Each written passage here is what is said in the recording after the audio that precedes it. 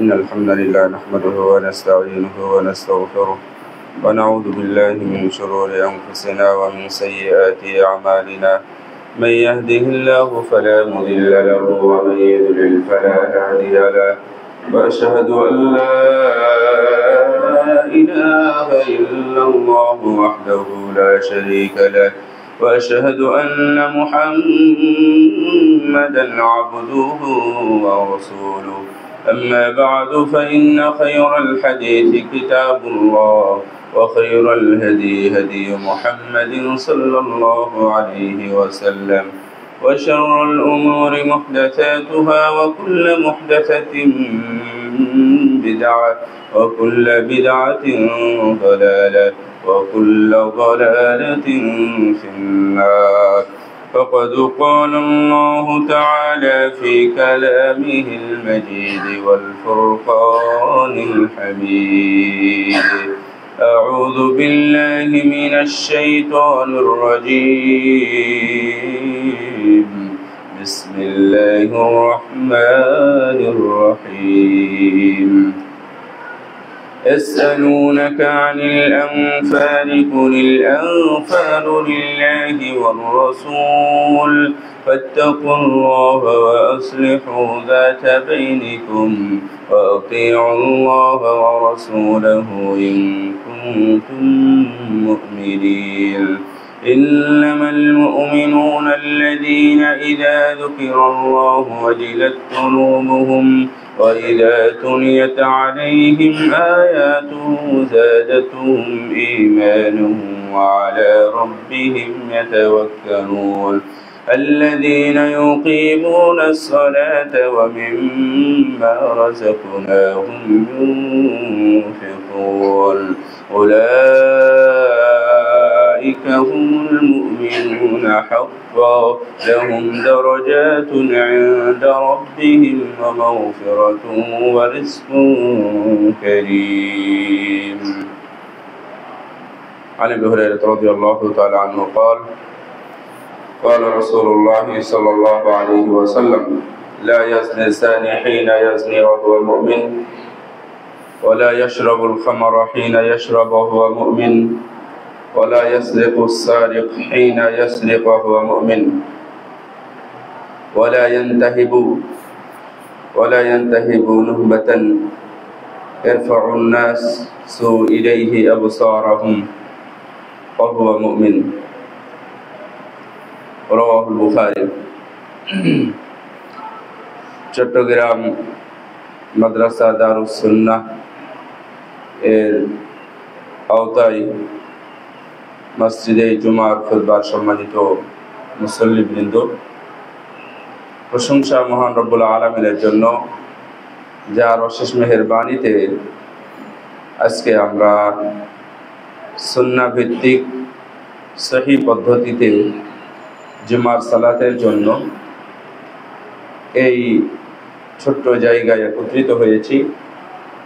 আল্লাহর দরবারে শুকরিয়া জানাচ্ছি, যিনি আমাদেরকে এই সুযোগ দিয়েছেন। আলহামদুলিল্লাহ। দরুদ ও শান্তির ধারা বর্ষিত হোক প্রিয় নবী মুহাম্মদ রাসূলুল্লাহ সাল্লাল্লাহু আলাইহি ওয়াসাল্লামের প্রতি। আমরা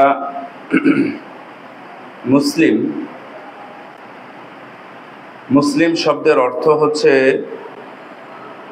আল্লাহর জন্য নিজেকে সঁপে দেওয়া, আত্মসমর্পণ করা। এটা শুধু আমরা মসজিদেই দিতে জানি।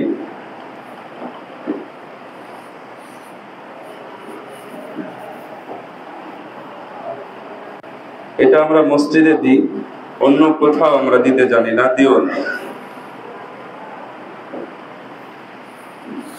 আমাদের ধর্মীয় জীবন আর আমাদের এই বৈষয়িক জীবনকে আমরা একটু ভিন্নভাবে উপস্থাপন করি। আমরা মনে করি আমরা এখন মসজিদে আছি, মসজিদে ঢোকার সময় টাকনির নিচের কাপড়টা আমরা উপরে উঠিয়ে ফেলি, তারপরে স্বচ্ছ পবিত্র হয়ে মসজিদে ঢুকি। সিগারেটটা যদি ভিতরে থাকে তাহলে কোথাও সুন্দরভাবে লুকিয়ে রাখি, মুসলিমরা সবসময় অন ডিউটিতে থাকে, 24 ঘন্টায় 365 দিন মৃত্যু পর্যন্ত। এটা আমরা ভুলে যাই। আমরা যখন সালাতের সময় ঘুমিয়ে থাকি তখন আমাদের তেমন কিছুই মনে হয় না। ঘুম থেকে ওঠার পরে নরমালি আমরা ওযু টুজু করে সালাতের দিকে যাই। তার মানে ইসলাম, মুসলিম, ঈমান এর প্রকৃত অর্থই আমাদের অজানা। ডাক্তার মানে সে ট্রিটমেন্ট করবে, একজন ইঞ্জিনিয়ার মানে বিল্ডিং স্ট্রাকচার কিভাবে করতে হয় সেটা করে দিবে, একজন রিক্সা চালক ও রিক্সা চালাবে, একজন ইমাম ইমামতি করবে, মুয়াজ্জিন আযান দিবে। এগুলো সব ডিউটিটা ঠিক আছে। একজন লেকচারার, একজন প্রফেসর, সে লেকচার দিচ্ছে, প্রফেসরি করতেছে। একজন অফিসার সকাল 9টায় গিয়ে 5টায় আসতেছে, মানে এই সব ডিউটি ঠিক আছে। কিন্তু মুসলিমের ডিউটিটা আমাদের ঠিক হয় না। এটা আমরা পরস্পরে আলাপ করে ডিসিশন নিয়ে আমরা ঠিক করি যে আমরা কখন আমাদের এই মুসলিমশিপ, এই ডিউটিটা আমরা কখন ঠিক করব। এটা ঠিক করে নেন। আল্লাহ যেন আমাদেরকে মুসলিম হিসাবে আমাদের উপর অর্পিত যে দায়িত্ব, কর্তব্য, ডিউটি, এটা যেন আমরা পালন করতে পারি। আমিন। আল্লাহ যেন এর বিনিময়ে আমাদেরকে আসামি না বানান। এর বিনিময়ে যেন আল্লাহ আমাদেরকে জান্নাতুল ফেরদৌস এর সদস্য হিসাবে কবুল করেন। আমিন। সম্মানিত সুধী এবং মুসল্লিবৃন্দ, বাংলাদেশের একটি বন্দর নগরী, বাণিজ্যিক রাজধানী চট্টগ্রাম। রাজধানীর, এই রাজ্যের রাজধানী হিসাবে এর কার্যক্রম আমাদের কাছে স্পষ্ট এবং আমরা খুবই কর্মঠ এ বিষয়ে। এরই মাঝে আমরা আমাদের ঈমানের সাথে কতটুকু সম্পর্ক আছে দেখেছি, সে বিষয়টা নিয়ে আপনাদের সামনে আলোকপাত করতে চাচ্ছি ইনশাআল্লাহ। ওমা তৌফিক ইল্লা বিল্লাহি আলাইহি তাওয়াক্কালতু ওয়া ইলাইহি উনীব। বদরের ময়দানে মুসলমানদের জয় হয়েছিল, তাই না? বদরের যুদ্ধ আমাদের জন্য একটা আদর্শ। বদরের যুদ্ধটা হলো মুসলমানদের প্রথম যুদ্ধ, যে হক এবং বাতিলের পার্থক্যকারী রূপে আগমন ঘটেছিল এই বদর। মুসলমানদের জয় হয়েছিল। জয় হওয়ার পরে সবাই গনিমত কুড়িয়ে নিল। সবাই নিজ নিজ দাবি করলো যে গনিমতটা আমার। যে যতটুকু যা পেল সে ততটুকু নিজ নিজ দাবি করলো যে এটা আমার, আমার, আমার। অনেক ক্ষেত্রেই দেখা গেল যারা প্রকৃতভাবে যুদ্ধ করেছে, কাফেরদেরকে হত্যা করেছে, তারা কিছুই পেল না। রাসূল সাল্লাল্লাহু আলাইহি ওয়াসাল্লামকে যারা পাহারায় দিল তারা তেমন কিছুই পেল না। এমন হয়ে গেল সাহাবীদের মধ্যে একটু দ্বন্দ্ব শুরু হয়ে গেল। পরস্পরের যুদ্ধের মতো তরবারি হাতাহাতি হয়ে গেল, সামনাসামনি। এই অবস্থায় আল্লাহ আয়াত নাজিল করলেন, ইয়াসআলুনাকা আনিল আনফালি কুলিল আনফালু লিল্লাহি ওয়ার রাসূল ফাত্তাকুল্লাহা ওয়া আসলিহু যাতা বাইনিকুম وأطيعوا الله ورسوله إن كنتم مؤمنين। আমরা যদি মুমিন হই তাহলে ফয়সালা আছে নাকি নাই? যদি আপনি মুমিন হন তাহলে সব ক্ষেত্রে ফয়সালা আছে। যদি আপনি মুমিন হন, যদি নিজেকে মুমিন হিসাবে দাবি করেন, তাহলে আমাদের দুনিয়াবিও যত দ্বন্দ্ব আছে সেখানেও ফয়সালা আছে। আখিরাতের ফয়সালা তো এটা অনেক পরের কথা, দুনিয়াবি ফয়সালাও আছে যদি আপনি মুমিন হন। আল্লাহ সূরা আনফাল নাজিল করলেন। সূরা আনফালের প্রথম আয়াত এটা, হে নবী, আপনাকে এরা গনিমতের মাল সম্পর্কে জিজ্ঞাসা করছে, তাহলে আপনি বলে দিন এই সম্পদ তোমাদের কারো না, এটা হচ্ছে আল্লাহ এবং তার রাসূলের। সুবহানাল্লাহ। তাহলে এখানে যে সাহাবীগণ ছিলেন যারা দাবি করলেন এই সম্পদ কারোই না, কারোই না, তাহলে ফয়সালা হয়ে গেল। ফাত্তাকুল্লাহ, আল্লাহকে ভয় করো। তাহলে আমাদের এই যে রিকশাওয়ালার সাথে যখন কথোপকথন হয় তখন আমাদের ঈমানটা কোথায় থাকে? যখন দোকানদারের সাথে কাস্টমারের সাথে যখন দ্বন্দ্ব ফাসাদ হয়, হাতাহাতি হয়, তখন আমাদের ঈমান কোথায় থাকে? তার মানে আমাদের ওই সকল জায়গায় ঈমানটা অনুপস্থিত, পাওয়া যায় না। এই জন্য সাবধান, ফাত্তাকুল্লাহ ওয়া আসলিহু যাতা বাইনিকুম, তোমাদের মধ্যে যা হয়েছে মিটে নাও। ওয়া আতিউল্লাহ ওয়া রাসূলাহ, আল্লাহ এবং রাসূলের দিকে ফিরে যাও, অনুসরণ করো যদি তোমরা মুমিন হয়ে থাকো। তাহলে মুমিন হলে ওই তরকারিওয়ালার সাথে আমার দ্বন্দ্ব হওয়ার কথা না, ওই রিকশা অটোওয়ালার সাথে দ্বন্দ্ব হওয়ার কথা না। আমি এগ্রেসিভ হয়ে তার সামনে বাড়িয়ে যে আগ বাড়িয়ে আমি তাকে মারধর করব, পিটাবো, এটা আসলে মুমিনদের কাজই না, এটা মুমিন না। রাসূল সাল্লাল্লাহু আলাইহি ওয়াসাল্লাম বলেন, লা ইয়াজনি যানি হিনা ইয়াজনি ওয়া হুয়া মুমিন ওয়া লা ইয়াশরাবুল খামরা হিনা ইয়াশরাবু ওয়া হুয়া মুমিন ওয়া লা ইয়াসরিক হিনা ইয়াসরিকু ওয়া হুয়া মুমিন।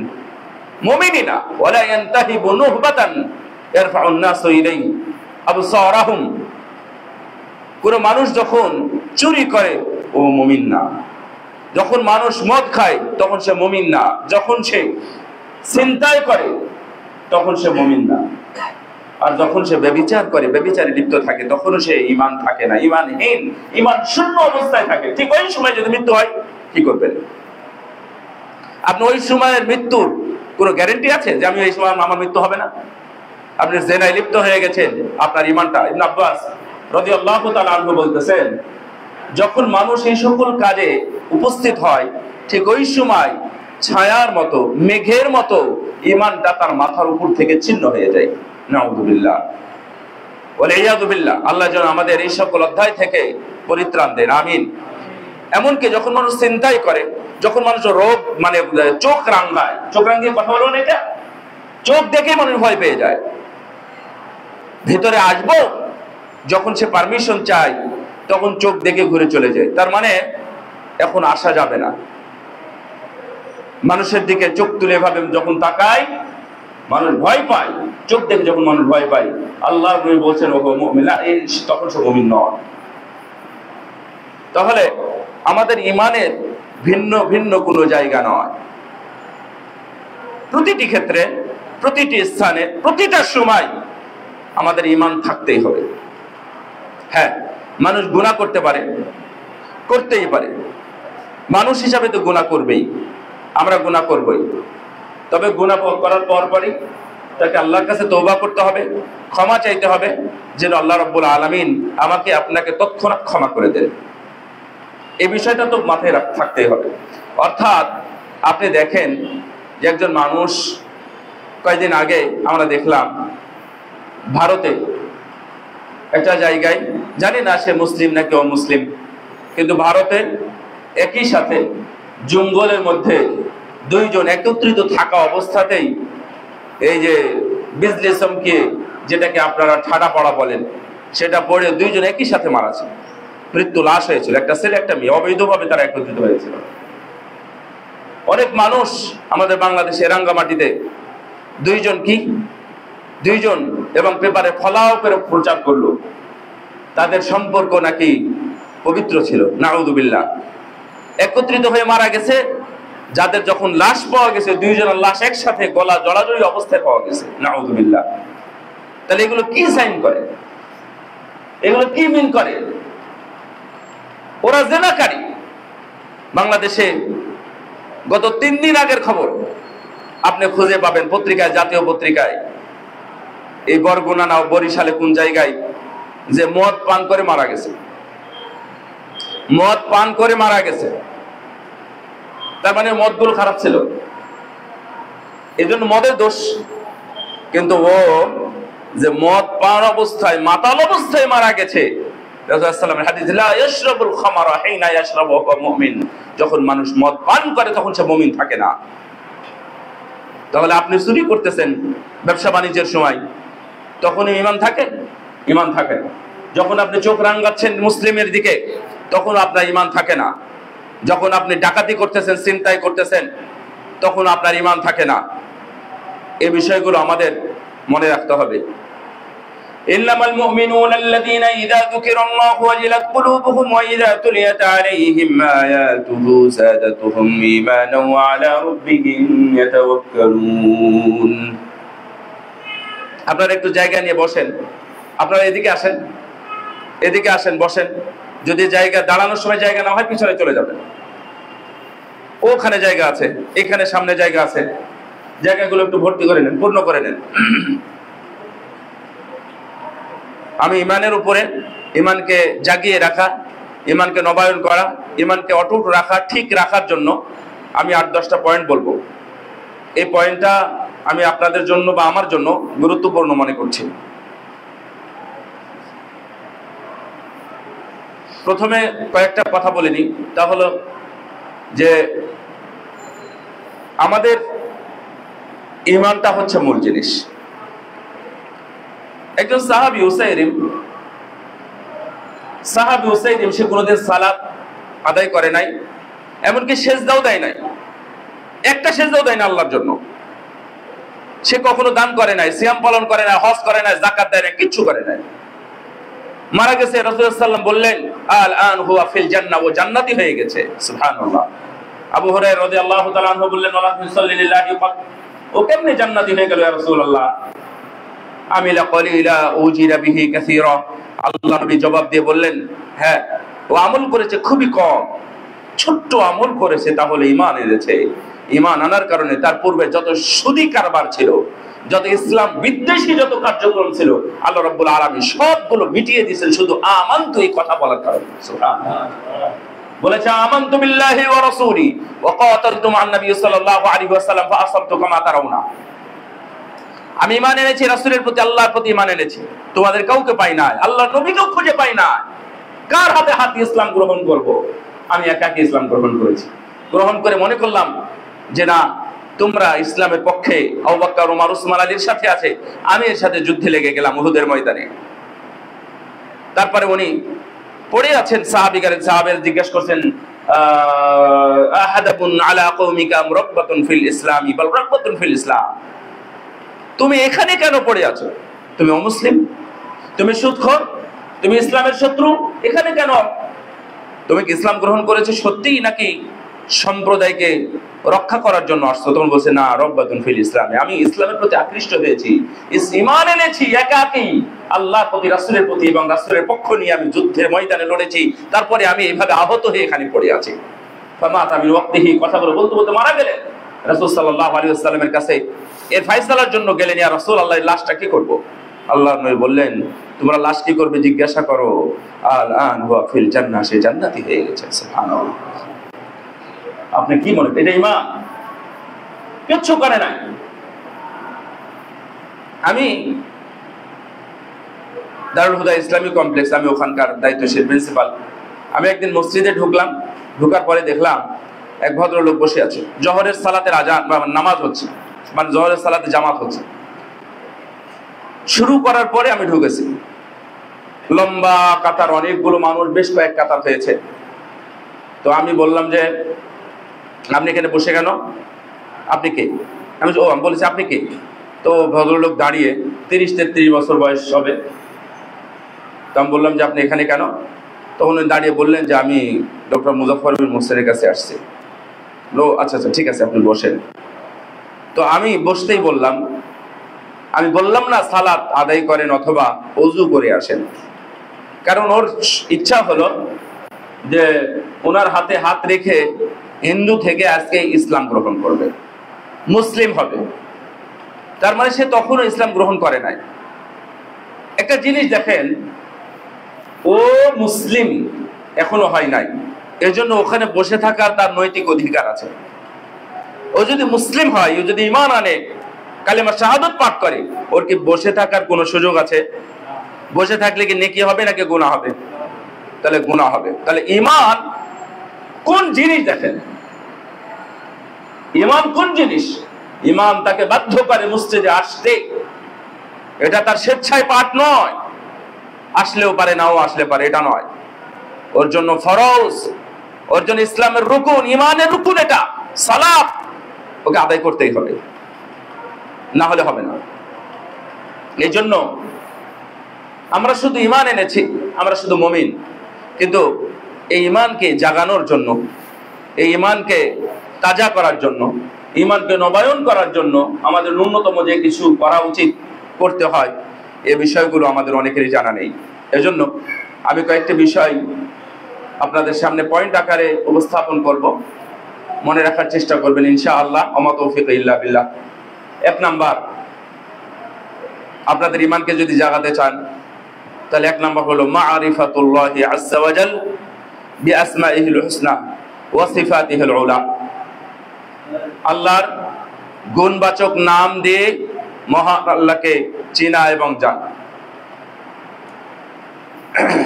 আল্লাহকে চেনা, আল্লাহকে জানা, আল্লাহর ক্ষমতা সম্পর্কে জানা, আল্লাহর দয়া সম্পর্কে জানা, আল্লাহর রহমত সম্পর্কে জানা, আল্লাহ ক্ষমাশীল, আল্লাহ মহা ক্ষমাশীল, আল্লাহ তওবা গ্রহণকারী, আল্লাহ বারবার তওবা গ্রহণকারী, আল্লাহ গুনাহ ক্ষমাকারী, আল্লাহ অনেক গুনাহ ক্ষমাকারী, আল্লাহ রাব্বুল আলামিন শাদীদুল ইকাব, মহা শাস্তিদাতা, আল্লাহ রাব্বুল আলামিন মহান দাতা, আল্লাহ রাব্বুল আলামিন উনি ধনী, উনি কখনো গরিব হন না।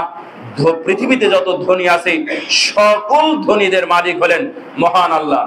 উনি মালিক, উনি মালিক, উনি যাল জালালি ওয়াল ইকরাম। পৃথিবীতে যত রাজা আছে সকল রাজাদের রাজা, তিনি রাজা বানান, রাজত্ব থেকে তিনি আবার ওনাকে বসিয়ে দেন। দুনিয়াতে যত সম্মান আছে সব সম্মানের মালিক তিনি, সব সম্মান তিনি দেন, আবার সম্মান কেড়ে নেন।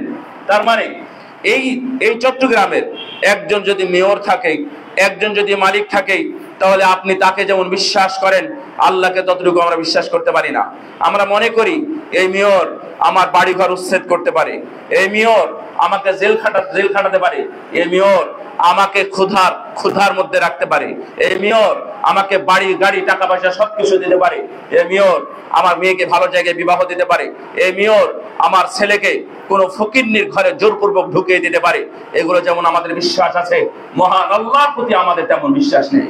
আল্লাহ রাব্বুল আলামিনকে আমরা চিনি না, আমরা চিনি না, জানি না।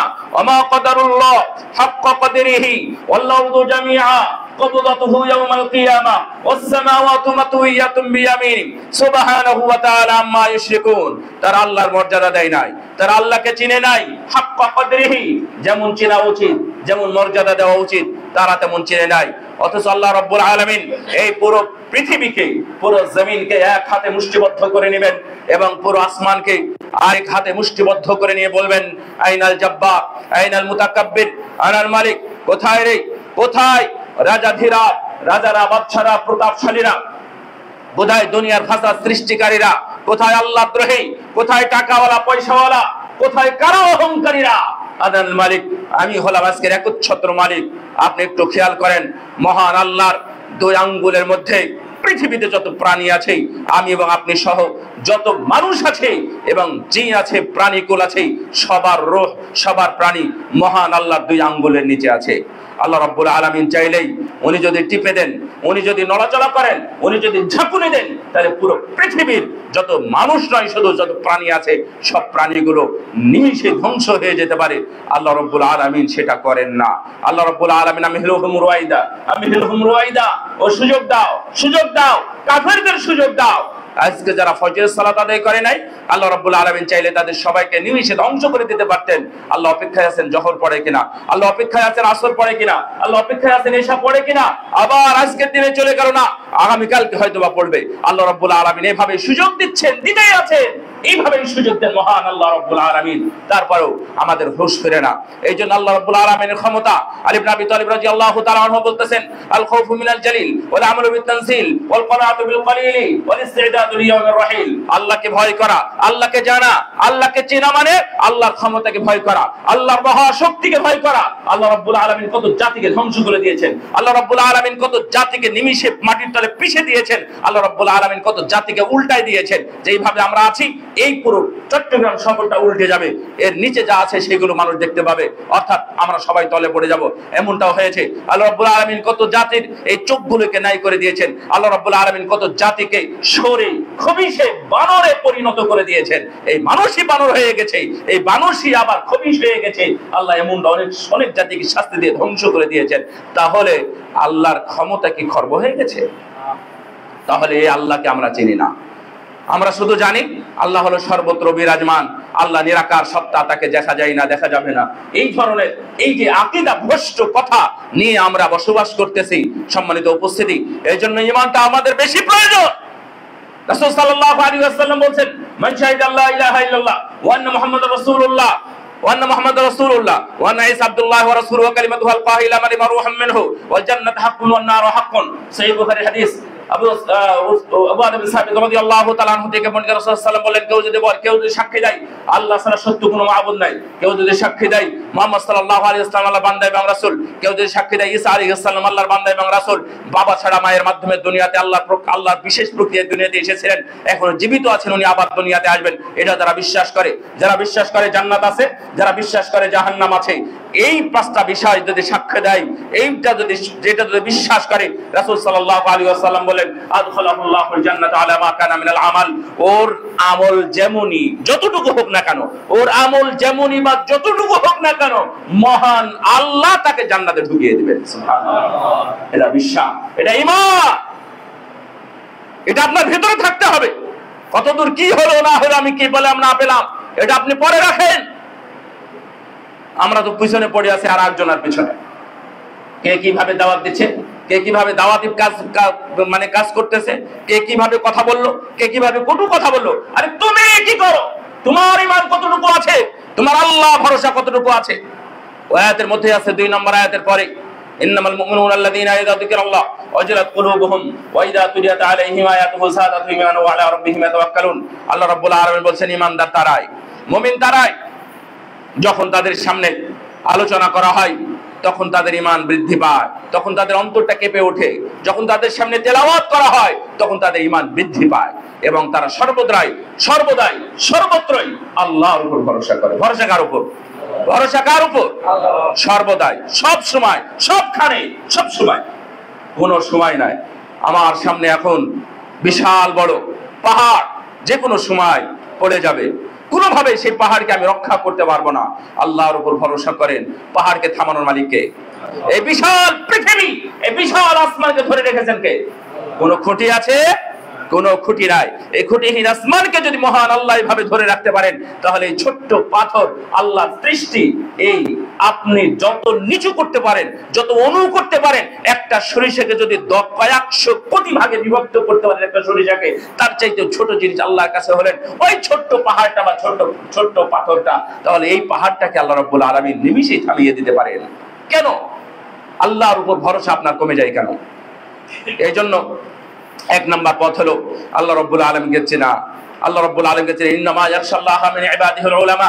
মানুষের মধ্যে যারা আলেম তারা আল্লাহকে চেনে, তারা আল্লাহকে ভয় করে। আলেম তারা আল্লাহকে ভয় করে, আলেম যারা তারা আল্লাহকে ভয় করে।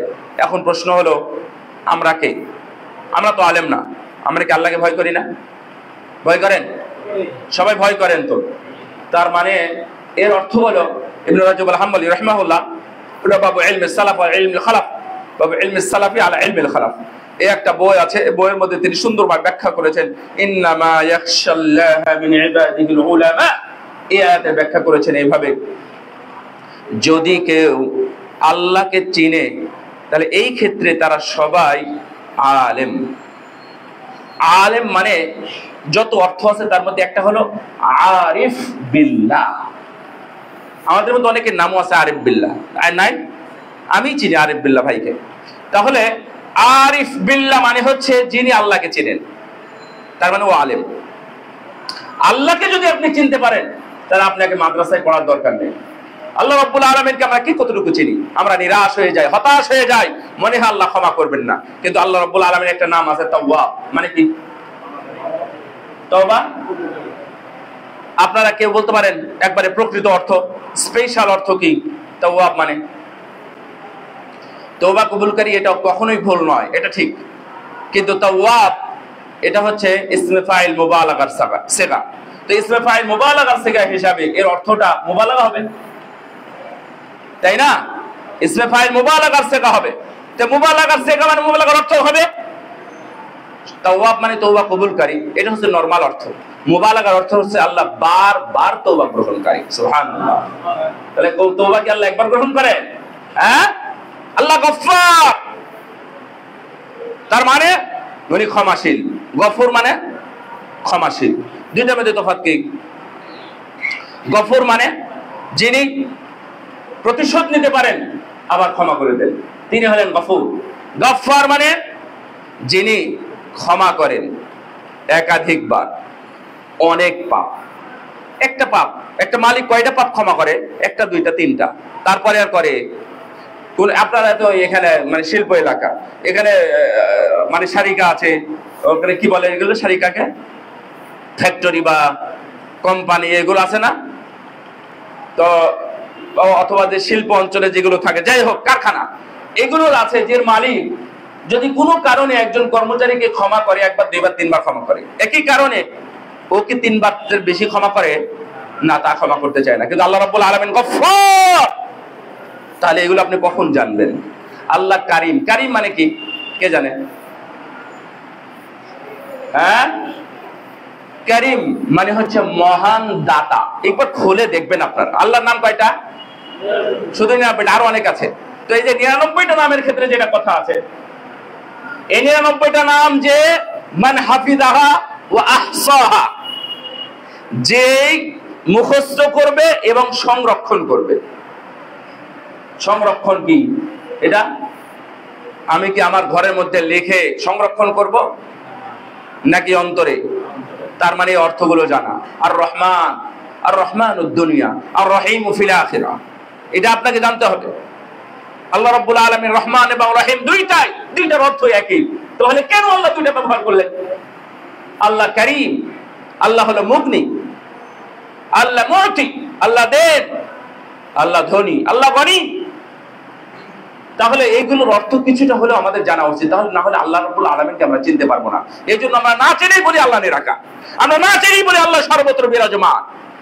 আল্লাহ রাব্বুল আলামিন নিচের আসমানে নেমে আসেন প্রতি রাতে, সুলুসুল লাইলিল আখির আসে না? প্রতি রাতে আসেন আল্লাহ রাব্বুল আলামিন। আল্লাহ রাব্বুল আলামিন আপনি নিরাকার সত্তা বলে দিলেন, আল্লাহ রাব্বুল আলামিন সর্বত্র বিরাজমান বলে দিলেন। রাসূল সাল্লাল্লাহু আলাইহি ওয়াসাল্লামের জীবনী 23 বছরের জীবনীতে একটা জয়ীফ হাদিস, জাল হাদিস, সহিহ হাদিস দূরের কথা, আপনি একটা কথাও পাবেন না আল্লাহ রাব্বুল আলামিন তিনি নিরাকার সত্তা। তিনি নিরাকার সত্তা নয়। আমরা দেখব কিয়ামতের ময়দানের পরে যখন জান্নাতে আল্লাহ রাব্বুল আলামিন জিজ্ঞাসা করবেন, ও জান্নাতীরা, তোমাদের কি কোনো আবেদন আছে, কোনো চাহিদা আছে?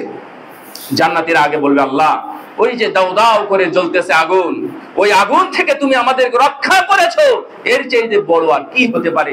আমাদের আর চাহিদার কিছু নাই। এছাড়াও তো আমরা আমাদের ওয়ালাকুম ফিহা মা তাশতাহি আনফুসুকুম ওয়ালাকুম ফিহা মা তাদউন, আমরা যখন যা চাহিদা করি এবং যখন যা দাবি করি আমরা তো তখন তাই পেয়ে যাচ্ছি। সুতরাং আমাদের আর কি বা চাহিদা থাকতে পারে? সবাই একই জবাব দিবে, কেউ বলবে না যে আমাদের কিছু চাওয়ার আছে, কিছু পাওয়ার আছে। আল্লাহ রাব্বুল আলামিন হঠাৎ করে বলবেন, না, তোমাদের জন্য আরো কিছু আছে। সুবহানাল্লাহ। কি ওয়ালিল্লাহি কি লিল্লাযিনা আহসানুল হুসনা ওয়া জিয়াদা, যারা ভালো আমল করবে তাদের জন্য কল্যাণ, শুধু কল্যাণ নয়, আল্লাহ যারা বেশি, আল্লাহকে যারা মানে কোনোদিন যারা শিরক করে নাই, যারা সৎ আমল চালিয়ে গেছে মৃত্যু পর্যন্ত, আল্লাহ রাব্বুল আলামিন জিয়াদা, তার মানে হচ্ছে দিদার রেখে দিবেন তার জন্য। সুবহানাল্লাহ। তখন বলবেন লিল্লাযিনা আহসানুল হুসনা ওয়া জিয়াদা, যারা দুনিয়াতে ভালো আমল করেছে এবং ভালো আমলের উপরে মৃত্যুবরণ করেছে, আল্লাহ রাব্বুল আলামিনের দিদার কামনা করেছে, তাদের জন্যই রয়েছে এই জিয়াদা। তখন বলবি এটা কি? আমাদের জন্য আরো আছে। সবাই তাহলে বলবে কি দিবে, কি দিবে, কি আসবে, কেমন হবে, ওটা আবার কি, সবই তো আছে। আল্লাহ রাব্বুল আলামিন জান্নাতে এমন কিছু নাই, দুনিয়াতে এমন কিছু নাই যে আল্লাহ জান্নাতে দিবেন না। তার মানে আপনার যত কোয়ালিটি এবং যত কোয়ান্টিটি, যত খাবার দাবার আছে, যা কিছু আছে আপনি নাম জানেন, আল্লাহ দুনিয়ার সব খাবার জান্নাতে নিয়ে গিয়ে হাজির করবেন। সুবহানাল্লাহ। আপনি একটু মনে করেন, যখন দিবে তখন জান্নাতীরা বলবে যে আল্লাহ ওয়া উতু বিহি মুতাশাবিহা, আমরা তো পাইছি এগুলো দুনিয়াতে, এই ফজলিয়া, এই ন্যাংরা, এই মালটা, এই ড্রাগন ফল ইত্যাদি ইত্যাদি, এত সুন্দর সুস্বাদু খাবারগুলো আমরা দুনিয়াতেই তো খেয়েছি, আবার তুমি দুনিয়াতে দিয়েছো কেন, আল্লাহ আখিরাত জান্নাতে দিয়েছো কেন? এটা জান্নাতীদের প্রশ্ন হবে। আল্লাহ রাব্বুল আলামিন বলবেন উতু বিহি মুতাশাবিহা, এটা জাস্ট সাদৃশ্য দিয়েছি বান্দা, আমার প্রিয় বান্দারা, তোমরা একবার শুধুমাত্র কামড় দিয়ে দেখো, এক ফোঁটা রস তোমরা চেখে দেখো। যখনই ওই আমে কামড় দিবে তখন জান্নাতীরা বলবে আল্লাহ এই 70 বছরের জীবনীতে যত আম খেয়েছি তা এই এক ফোঁটা রসের মাধ্যমে সেটা বিলীন হয়ে গেছে। সুবহানাল্লাহ। এত সুস্বাদু হবে। এক গ্লাস পানি পান করবে, পানির ঝর্ণা, এটা কি অস্বাভাবিক? কি আবার পানির ঝর্ণা তো অহরহ আমরা জীবনে অন্তত 2-3 লিটার করে প্রতিদিন হারে পানি খেয়েছি, সুতরাং এই পানি আমাদের জন্য আবার কি? তো পানির আবার ফেরেশতারা বলবে এক গ্লাস খাও, তখন খাবে, খাওয়ার পরে বলবে বাহ অনেক সুন্দর, তো আর এক গ্লাস খেতে হবে, তখন আর এক গ্লাস খেয়ে দেখবে যে দ্বিতীয় গ্লাসের স্বাদ আরো বেশি। সুবহানাল্লাহ। তখন বলবে না তাহলে আরো পানি খায়, খেতে খেতে জান্নাতীরা পেটটা ভরে ফেলবে। তখন ফেরেশতারা স্মরণ করে দিবে যে তোমাদের জন্য আরো কিছু আছে। ওয়ালাহমি তায়রি মিম্মা ইশতাহুন আউয়ালু তুআমি আহলিল জান্নাতি মিন জিয়াদাতি কাবাদিল হুত। জান্নাতীরা যাওয়ার সঙ্গে সঙ্গে কোনো কাল বিলম্ব হবে না, কোনো আলোচনা নয়, কোনো কথা নয়, যাওয়ার সঙ্গে সঙ্গে তাদের সামনে মাছের ভুনা কলিজা তাদের সামনে দেওয়া হবে। সুবহানাল্লাহ। তারা পেটটি ভরে মন ভরে তারা খাবে জান্নাতীরা। সুতরাং সম্মানিত উপস্থিতি, এত কিছুর পরে আর কি থাকে? তখন আল্লাহ রাব্বুল আলামিন হঠাৎ করে তার থেকে পর্দাগুলো সরিয়ে দিয়ে নিজেকে সেই দিন জান্নাতীদের সামনে প্রকাশ করবেন। সুবহানাল্লাহ, আল্লাহু আকবার। আল্লাহ রাব্বুল আলামিন যেন আমাদের সেই দিনকে পূর্ণ করার তৌফিক দান করেন। আমরা যেন সেই জান্নাতে মহান রবকে, মহান সৃষ্টিকর্তা, পালনকর্তা, সুন্দরের সুন্দর, যিনি সুন্দরের সৃষ্টিকারী, তাকে যেন আমরা সেই দিন মন ভরে প্রাণ ভরে দেখতে পারি। রাসূল সাল্লাল্লাহু আলাইহি ওয়াসাল্লাম বলেন, এবং বিদ্যার মুহাদ্দিসগণ এই বিষয়ে ব্যাখ্যা করেছেন, মানুষ কতদিন আল্লাহকে দেখবে এটার কোনো উল্লেখ নাই। মানুষের ক্ষুধা দুইটা, পেটের ক্ষুধা আর চোখের ক্ষুধা, এটা আপনারা জানেন। পেটের ক্ষুধা অনেক সময় নিবারণ করতে হয়, চোখের ক্ষুধা কখন দেখতেই থাকে। চোখে যাদের ক্ষুধা আছে দেখতেই থাকে, ও ক্ষুধার্ত নাকি আরো কিছু প্রয়োজন এটা তার মনে হয় না। এই জন্যই বিদ্বানগণ বলেছেন ও হয়তোবা 1000 বছর ধরে আল্লাহকে দেখবে, ও হয়তোবা লক্ষ বছর ধরে শুধু আল্লাহর দিকে তাকিয়ে থাকবে, ও কোটি কোটি বছর ধরে শুধু আল্লাহ রাব্বুল আলামিনকেই শুধু জান্নাতীরা দেখবে। সুবহানাল্লাহ। তাহলে কেমন হবে? এই আল্লাহ রাব্বুল আলামিনকে আমরা চিনি না, জানি না। ওই সবাই যেভাবে জানে আমরা সেভাবেই জেনেছি। সম্মানিত উপস্থিতি, আল্লাহ রাব্বুল আলামিনকে জানতে হবে, জানতেই হবে। এটা আপনাদের ডিউটি, এটা আপনাদের ফরজ দায়িত্ব, ফরজ দায়িত্ব, ফরজ দায়িত্ব। এটা মনে রাখবেন। আল্লাহ যেন আমাদেরকে তাকে চিনার তৌফিক দান করেন, আমিন। 2 নম্বর মারিফাতুর রাসূল। আমি কয়েকটা বিষয় বলবো বলেছিলাম, 2 নম্বর বলতেছি। তাহলে মারিফাতুর রাসূল, আল্লাহর নবীকে চিনা। আপনারা চিনেন? কিভাবে চিনেন? চিনেন না। রাসূল সাল্লাল্লাহু সুন্নাহ সম্পর্কে কোনো ধারণা আছে? রাসূল সাল্লাল্লাহু জীবন সম্পর্কে ধারণা আছে? রাসূল সাল্লাল্লাহু আলাইহি ওয়াসাল্লামের দারিদ্রতা জীবন সম্পর্কে জানা আছে? রাসূল সাল্লাল্লাহু মিষ্টি খেয়েছেন, এই সুন্নাত সম্পর্কে আমরা খুব ভালো জানি। রাসূল সাল্লাল্লাহু আলাইহি ওয়াসাল্লাম 100টি কুরবানি দিয়েছিলেন, সেটা আমরা খুব ভালোভাবে জানি। সেজন্য আমরা 8টা 10টা 5টা করে কুরবানি দিয়ে থাকি। কিন্তু রাসূল সাল্লাল্লাহু আলাইহি ওয়াসাল্লাম এই মরুভূমি, তপ্ত মরুভূমির দিনে রোদের সময় দুপুরবেলা বাড়ি থেকে বেরিয়ে গেলেন ক্ষুধার যন্ত্রণায়। আবু বকর বের হলেন ক্ষুধার যন্ত্রণায়, ওমর বের হলেন ক্ষুধার যন্ত্রণায়। একত্রিত হয়ে পরস্পরে জিজ্ঞাসা করে জানতে পারলেন 3 জনই ক্ষুধার যন্ত্রণা নিবারণ করতে না পেরে, সহ্য করতে না পেরে বাড়ি থেকে বেরিয়ে গেছেন জাস্ট হাওয়া খাওয়ার উদ্দেশ্যে। এরপরে আল্লাহ রাব্বুল আলামিন তাদের খাবারের ব্যবস্থা কোনোভাবে এক বাড়িতে করলেন। এইভাবে তারা দিনাতিপাত করেছেন, পাথর বেঁধে ক্ষুধা নিবারণ করার চেষ্টা করেছেন। যখন খন্দকের যুদ্ধে যখন খন্দক করতেছিলেন, সেই সময় জাবের রাদিয়াল্লাহু তাআলা আনহু দেখলেন যে না, তার পেটে পাথর বাঁধা আছে। বাড়িতে গিয়ে ব্যবস্থা করলেন, কোনোভাবে 1400 সাহাবীর খাবারের ব্যবস্থা মুজিজা স্বরূপ রাসূল সাল্লাল্লাহু আলাইহি ওয়াসাল্লামের মাধ্যমে সেটা করা হয়ে গেল। সুবহানাল্লাহ। সম্মানিত উপস্থিতি, এইভাবে দিনাতিপাত করেছেন রাসূল। সাহাবীগণ রাসূল সাল্লাল্লাহু আলাইহি ওয়াসাল্লামকে চিনেন। আমরা তো শুধু আশিকে রাসূল, একদিন রাসূলের জন্মদিন পালন করে আমরা চেনা হয়ে গেছে। ইয়া নবী সালাম আলাইকা আল্লাহুম্মা সাল্লি আলা সাইয়্যিদিনা মুহাম্মদ, এইভাবে রাসূলকে চিনেছি। রাসূলকে আমরা কোনদিন সুন্নাহ, রাসূল সাল্লাল্লাহু আলাইহি ওয়াসাল্লাম বলছেন যে এগুলো বললে তো গন্ডগোল হবে, ফাসাদ হবে।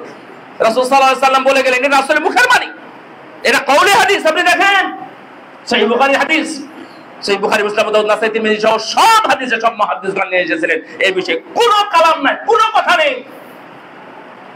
কেউ যদি আমিনের সাথে আমিন বলে দেয়, ইমাম, মুক্তাদি, ফেরেশতাদের আমিন যদি একসাথে মিলে যায়, আল্লাহর নবী বলেন তাদের পূর্বে সব গুনাহগুলো ক্ষমা হয়ে যাবে। সুবহানাল্লাহ। রাসূল সাল্লাল্লাহু আলাইহি ওয়াসাল্লাম বললেন, কেউ যদি পায়ের সাথে পা মিলিয়ে দেয়, কাতারের মাঝে ফাঁকা জায়গাগুলো বন্ধ করে দেয়, মহান আল্লাহ তাদের র্যাঙ্ক বাড়িয়ে দেন। সুবহানাল্লাহ। মহান আল্লাহ তাদের কি করেন? বানাল্লাহু লাহু বাইতান ফিল জান্নাহ। এই শুধু কাতারে কাতারে পায়ে পা মিলানোর কারণে তাদের জন্য জান্নাতের মধ্যে বাড়ি নির্মাণ করে দেন। সুবহানাল্লাহ। এটা আপনার কাছে ছোটখাটো সুন্নাত, তাহলে রাসূলকে আপনি চিনলেন কেমনে? কিভাবে চিনেছেন? রাসূলকে আমাদের চেনা হয় নাই। রাসূল সাল্লাল্লাহু আলাইহি ওয়াসাল্লাম সম্পর্কে জ্ঞান অর্জন করেন, রাসূল সাল্লাল্লাহু আলাইহি ওয়াসাল্লামের জীবনী পড়েন, আর রাহিকুল মাখতুম, অথবা কোরআন পড়েন। কোরআন পড়ে জানেন রাসূল সাল্লাম। আয়েশা রাদিয়াল্লাহু তাআলা আনহা বলেছেন, এই কোরআনটাই হলো রাসূলের জীবনী। তা আমরা জানি না, আমাদের মানারই কোনো খবর নাই। ইহদিনাস সিরাতাল মুস্তাকিম মানিয়ে জানি না আমরা। সম্মানিত উপস্থিতি, রাসূল সাল্লাল্লাহু আলাইহি ওয়াসাল্লামকে আপনারা চেনেন, রাসূলের সুন্নাহ সম্পর্কে আপনারা জানেন। রাসূল সাল্লাল্লাহু কিভাবে দিনাতিপাত করেছেন, কিভাবে সালাত আদায় করেছেন, সিয়াম পালন করেছেন, অন্যান্য কিভাবে কি করেছেন, এটা আমাদের জানা উচিত। তাহলে আমাদের ঈমান জেগে উঠবে। একটা জিনিস দেখেন, রাসূল সাল্লাল্লাহু আলাইহি ওয়াসাল্লাম একজন সাহাবী, মনে নাই কি, একজন সাহাবী আবু বকর রাদিয়াল্লাহু তাআলার কাছে এসে কান্নাকাটি করতেছেন। হামজা এর নাম নাকি? এসে যখন কান্নাকাটি করতেছিলেন, তখন কি জন্য কাঁদতেছে বলে না, তখন আবু বকর নিজেও কান্না শুরু করে দিয়েছেন। তখন বললেন, কি হয়েছে তোমার? তখন বলছে যে আমি মুনাফিক হয়ে গেছি। কেন? আমি রাসূলের কাছে আসলে ভালো থাকি, কিন্তু রাসূলের কাছ থেকে চলে গেলে আবার আমি অন্য অন্য কাজে অ্যাক্টিভ হয়ে যাই, দিনের কথা, ধর্মের কথা ভুলে যাই। রাসূলের কাছে গেলেন, কমপ্লেইন করলেন, আল্লাহর নবী তাকে আশ্বস্ত করলেন যে না, এটা ঈমান। যাকা সরিহাতুল ঈমান, হাদিসের ভাষা, যাকা সরিহাতুল ঈমান, এটা ঈমান। তুমি যখন রাসূলের সাথে থাকবে, এই মজলিসে থাকবে, ঈমানের সাথে থাকবে, এবং কোরআন নিয়ে, সুন্নাহ নিয়ে যখন থাকবে, তখন ঈমানের সাথে থাকবে। যখন একটু দূরে চলে যাবে, তখনই তোমার সমস্যা হবে। এটা ঈমান। সম্মানিত উপস্থিতি, রাসূল সাল্লাল্লাহু আলাইহি ওয়াসাল্লাম সম্পর্কে আপনারা জানুন, রাসূলের জীবনী পড়ুন, রাসূল সাল্লাল্লাহু আলাইহি ওয়াসাল্লাম সম্পর্কে আমাদের জানতে হবে। আমরা অনেকে বলে দিয়েছি আল্লাহর নবী গায়েব জানেন। কেন? কুল লা ইয়ালামু মান ফিস সামাওয়াতি ওয়াল আরদিল গায়বা ইল্লাল্লাহ। হে নবী, আপনি বলে দিন, এই আসমানের জমিনে আল্লাহ, এই গায়েব ছাড়া আর কেউ, আল্লাহ ছাড়া কেউ গায়েব জানে না। ওয়াইনদাহু মাফাতিহুল গায়বি লা ইয়ালামুহা ইল্লা হু। সব গায়েবের চাবিকাঠি আল্লাহ হাতে। আপনি কেন রাসূলের মর্যাদা বাড়াতে গিয়ে নূরের তৈরি বললেন? হ্যাঁ, কেন রাসূলের মর্যাদা বাড়াতে গেলেন আপনি?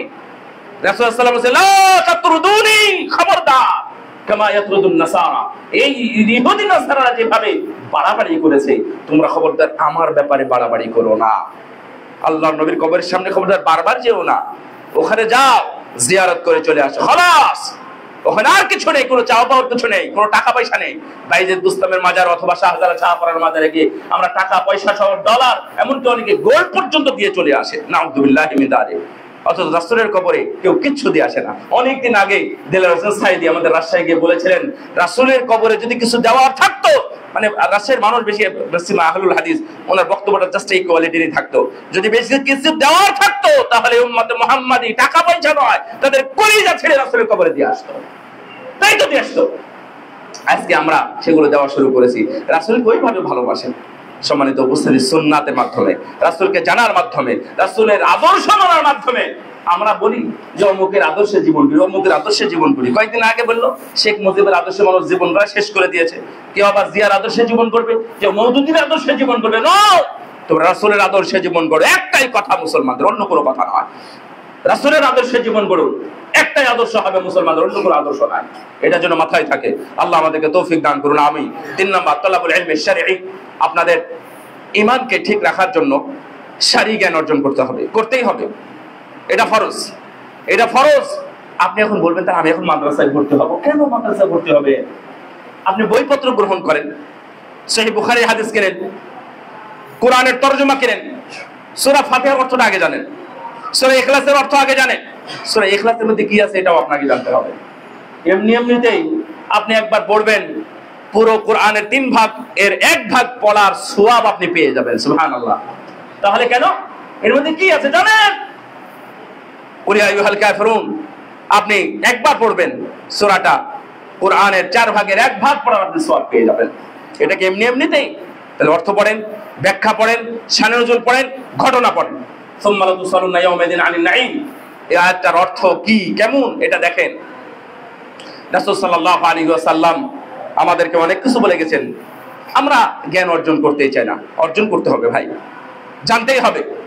আচ্ছা, একটা জিনিস আমরা জানি না, এই কথাটা আপনারা দুনিয়ার কোন নিয়মের ক্ষেত্রে বলতে পারবেন? এখন বলেন।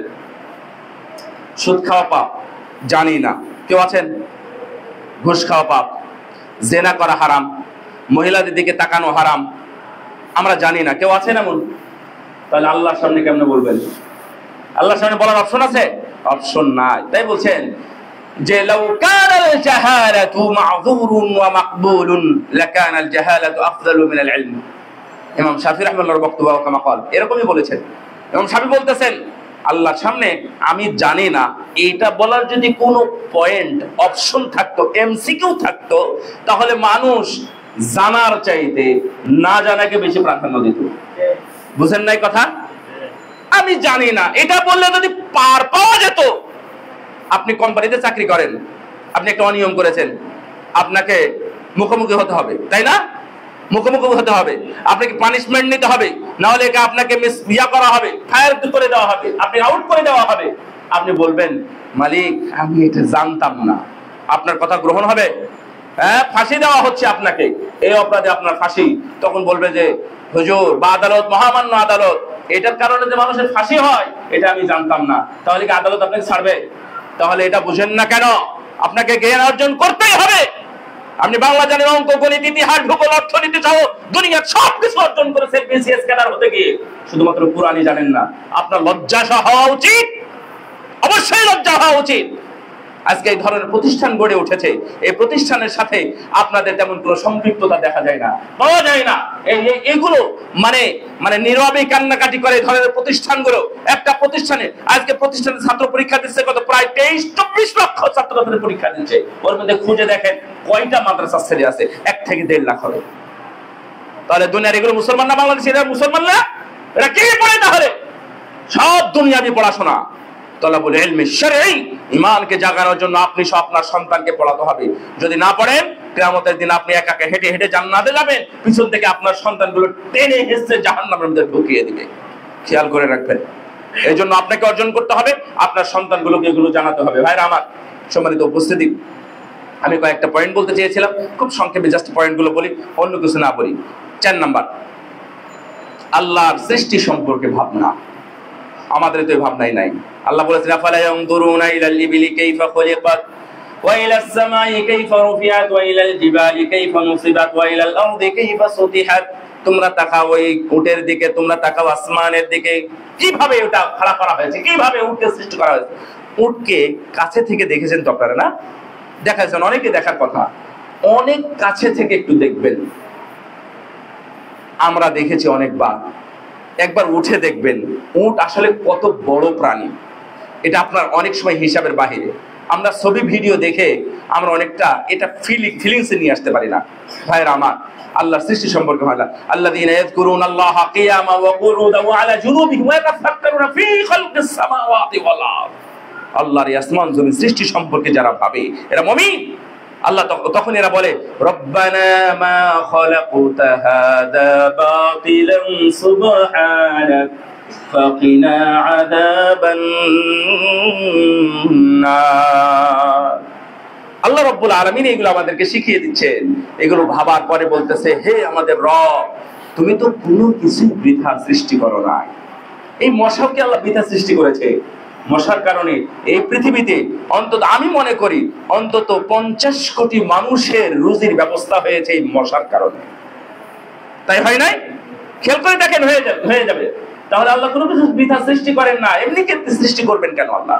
সমুদ্রে কত প্রাণী আছে দেখবেন আপনারা, আমরা দেখে এসেছি একবারে সাগরের তলে গিয়ে কত হাজার হাজার মানে প্রাণী, যেগুলো নাম জানা অনেকটা অসম্ভব। তারপরেও আপনি গিয়ে দেখবেন যে লোহিত সাগরের মধ্যে কত কি আল্লাহ রেখেছেন। সুবহানাল্লাহ, আমরা দেখে আসছি। ভাইরা আমার, আল্লাহ সৃষ্টি সম্পর্কে আপনাদের ভাবতে হবে। 5 নাম্বার, কোরআন তেলাওয়াত করবেন, কোরআন বুঝে পড়বেন। কোরআন তেলাওয়াত, কোরআন বুঝে পড়া, দুইটা বলেছি আমি। কোরআন তেলাওয়াত করা, আল্লাহর নবী বললেন কুল হুয়াল্লাহু, পড়েন তো আমার সাথে, কুল হুয়াল্লাহু আহাদ আল্লাহুস সামাদ, দুইটা আয়াত, তাই না? দুইটা আয়াত আমার নবী বললেন ওয়াজাবাত। একজন সাহাবীর কণ্ঠে শুনে বললেন তার জন্য জান্নাত ওয়াজিব হয়ে গেল। ইয়া রাসূলুল্লাহ, সুবহানাল্লাহ। কেন? এর মধ্যে কি আছে? আল্লাহর নবী বললেন এই দুইটা পড়ার সঙ্গে সঙ্গে আল্লাহ তার জন্য জান্নাত ওয়াজিব করে দিয়েছে। তাহলে আপনারা কি করতেছেন? আমরা কোরআন পড়ি না, কোরআন বুঝেও পড়ি না। শেখ ইবনু কাইয়িম আল জাওজি রাহিমাহুল্লাহ মাদারিজুস সালিকিনের মধ্যে উল্লেখ করেছেন যে কিরাআতু আয়াতিন বিতাফাক্কুরিন ওয়া তাফাহুমিন খায়রুম মিন খাতমাতিল কুরআন বিদুনি তাফাক্কুর ওয়া তাফাহুমিন। একটা আয়াত তেলাওয়াত করা, বুঝে শানে নুজুল, ব্যাখ্যা, এগুলো পড়া হচ্ছে উত্তম এক খতম কোরআন তেলাওয়াত করার চাইতে। কারণ আমরা জানি না একটা আয়াতের মধ্যে কি আছে। ইহদিনাস সিরাতাল মুস্তাকিমের মধ্যে কি আছে দেখেন। একটা আয়াত আমি আপনাদেরকে বলি, সূরা যুখরুফ 67 নম্বর আয়াত, আল আখিল্লাউ ইয়াউমাইযিন বা'দুহুম লিবা'দিন আদুউন ইলাল মুত্তাকিন। এর মধ্যে আছে, আপনারা জানবেন 67 নম্বর আয়াত। এর মধ্যে দেখবেন আল্লাহ কত কি লিখে দিয়েছেন, রাসূলুল্লাহ সাল্লাল্লাহু আলাইহি ওয়াসাল্লামকে মুফাসসিরগণ কত কি নিয়ে আসছেন একটা আয়াতের মধ্যে। তাহলে আমাদের জানা উচিত। ভাইরা আমার, আল্লাহ যেন আমাদেরকে সবাইকে ঈমান তাজা করার তৌফিক দান করেন। এই ধরনের মজলিসে খুতবায় উপস্থিত হবে। আমার এর মধ্যে আছে মুজালাসাতুস সালিহিন, এর মধ্যে আমার পয়েন্ট আছে, মানে ভালোদের সাথে বসা, ওঠা বসা করা, আলেম ওলামাদের সাথে বন্ধুত্ব তৈরি করা, ইমানদারদের সাথে বন্ধুত্ব তৈরি করা, জান্নাতি মানুষের সাথে উঠা বসা করা, পর্দানশীলা মহিলাদের সাথে পর্দানশীলা মহিলাদের চলাফেরা করা, উঠা বসা করা, না হলে হবে না। তাহলে আমরা যার সাথে বন্ধুত্ব করি সে বেহায়া, সে নোংরা, অথবা তার চেহারা আমি দেখলাম কিভাবে, তাহলে ও খারাপ মহিলা। যার চেহারা আমি দেখলাম তার মানে ও পর্দানশীলা মহিলা নয়, ওর সাথে আমার কিসের বন্ধুত্ব, ও নোংরা। এটা আমরা বুঝি না। যদি আপনার ঈমানকে তাজা করতে চান তাহলে ভালো মানুষের সাথে বন্ধুত্ব করেন, আলেম ওলামাদের সাথে। আল্লাহ যেন আমাদেরকে তৌফিক দান করেন, আমিন। বিশেষ করে এই প্রতিষ্ঠান দারুস সুন্নাহ মাদ্রাসা চট্টগ্রাম শহরে 39 নম্বর ওয়ার্ড, নাকি কত, 39 নম্বর ওয়ার্ডেই অবস্থিত। এই প্রতিষ্ঠানের জন্য এখানে ছেলে এবং মেয়ে তথা বালক বালিকা 2 শাখা এখানে অবস্থান করতেছে, আছে, চলমান আছে। আপনাদের আন্তরিক সহযোগিতায় এবং আপনাদের সন্তানদের মানে অংশগ্রহণে এই প্রতিষ্ঠানটা আলহামদুলিল্লাহ চলমান, সচল আছে এখনো।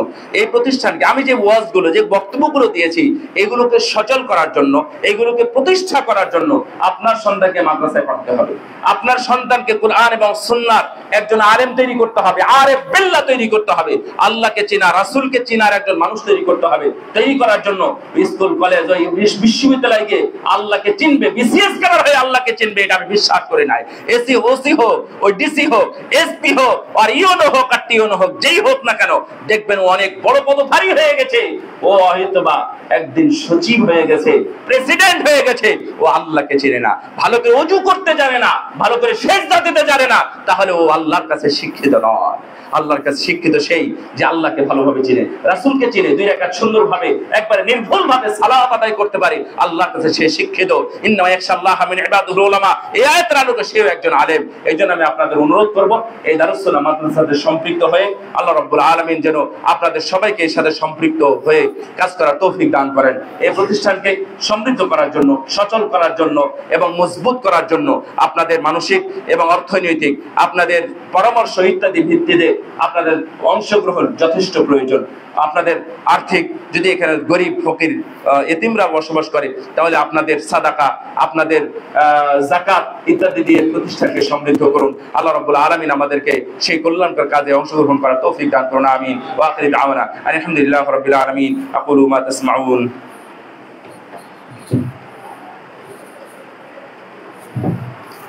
আলহামদুলিল্লাহ ওয়াসসালাতু ওয়াসসালামু আলা রাসূলিল্লাহ আল্লাহুম্মা সাল্লি আলা মুহাম্মাদ ওয়া আলা আলি মুহাম্মাদ কামা সাল্লাইতা আলা ইব্রাহিম ওয়া আলা আলি ইব্রাহিম ইন্নাকা হামিদুম মাজিদ আল্লাহুম্মা বারিক আলা মুহাম্মাদ ওয়া আলা আলি মুহাম্মাদ কামা বারাকতা আলা ইব্রাহিম ওয়া আলা আলি ইব্রাহিম ইন্নাকা হামিদুম মাজিদ। সম্মানিত উপস্থিতি, অত্যন্ত বেদনাদায়ক এবং লোমহর্ষক কাহিনী আমাদের মুসলিম বিশ্বে মুসলিম ভাইয়ের রক্তের সাথে ঘটে যাচ্ছে। ফিলিস্তিনি ভাইদেরকে উদ্বাস্তু করার জন্য, নিশ্চিহ্ন করার জন্য, বিশেষ করে গাজা শহর, এই শহরকে দুনিয়ার মাটি থেকে নিশ্চিহ্ন করে দেওয়ার জন্য যে প্রয়াস এবং প্রচেষ্টা বা অপচেষ্টা যারা চালিয়ে যাচ্ছে, তাদের অনেক দূর পর্যন্ত, অনেক দূর সফলতার পথে, অর্থাৎ তাদের সফলতা প্রায় নিশ্চিত হয়ে যাচ্ছে আমাদের এই মুসলিমদের ভাইয়ের রক্তগুলো খাওয়ার মাধ্যমে। আমরা এই জুমার খুতবার মাধ্যমে সেই ঘৃণিত কাজের আমরা ঘৃণা এবং নিন্দা জানাচ্ছি। আল্লাহর কাছে আমরা প্রাণপণে মন খুলে আল্লাহর কাছে দোয়া করছি, আল্লাহ রাব্বুল আলামিন যেন আমাদের সেই মুসলিম ভাইদেরকে উদ্ধার করেন, হেফাজত করেন। যারা মারা গেছে আল্লাহ যেন তাদেরকে শহীদ হিসাবে কবুল করে নেন। যারা অসুস্থ, যারা ইনজুর্ড, আহত অবস্থায় আছে, আল্লাহ রাব্বুল আলামিন যেন আবারও তাদেরকে দাঁড়াবার শক্তি নিয়ে ফেরার তৌফিক দান করেন। আল্লাহ যেন তাদের স্ব জায়গায় ফেরার তৌফিক দান করেন। আপনাদের এই চট্টগ্রামে আমাদের কিছু উদ্বাস্তু ভাই যারা রোহিঙ্গা আছে, আল্লাহ রাব্বুল আলামিন যেন তাদের জন্য উত্তম ব্যবস্থা করেন। এছাড়াও দুনিয়াতে যে বিভিন্ন জায়গায়, আমাদের এই ভারতের বিভিন্ন জায়গায় মুসলিমদের উপর যে নির্যাতন হচ্ছে, সোমালিয়া সহ আমাদের এই কাশ্মীর এবং এই আরাকান সহ বিভিন্ন দুনিয়ার বিভিন্ন জায়গায় যে নির্যাতন হচ্ছে, আল্লাহ রাব্বুল আলামিন যেন তাদের উত্তম জায়গার ব্যবস্থা করে দেন, আমিন। আমরা যারা আজকে আছি, আগামীকালকে 12 এপ্রিল শনিবার সোহরাওয়ার্দী উদ্যানে ঐতিহাসিক একটা সমাবেশের প্রস্তুতি চলতেছে।